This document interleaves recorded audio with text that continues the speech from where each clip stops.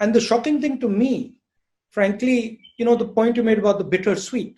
Look, well-off people can deal with this type of a situation. They live at home. They have a ecosystem which is comfortable.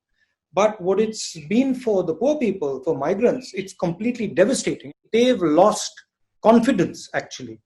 काफी लोगों ने मुझे बोला कि बिल्कुल भरोसा खो गए हैं, भरोसा ही नहीं बचा.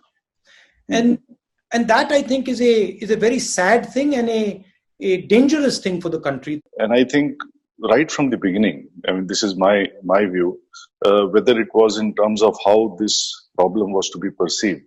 I don't understand why, despite being an Asian country, we sought not to look at what was happening east, but we looked at, at Italy and France and Spain and the UK and subsequently the US, which are really not the right benchmarks in any sense, whether it's by inherent immunity, temperature, demography, predisposition to thrombosis, etc., everything that the scientists and doctors have spoken of.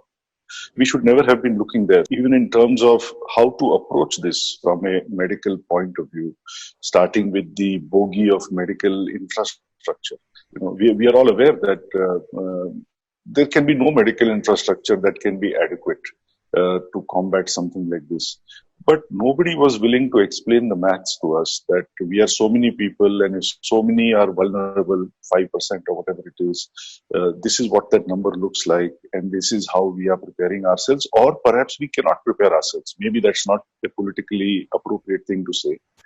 But, as Narayan Murthy always says, when in doubt, disclose. I think we have fallen very short of disclosing facts, logic, and the truth. And this has then got amplified and instilled such an enormous fear in people that people seem to think that the contagion is equal to a contagious cancer or something. And now to change the mind of people and bring them back on board and make them comfortable with the thought of quote unquote living with the virus, which seems to be the new narrative coming from government now, it's going to take a long time.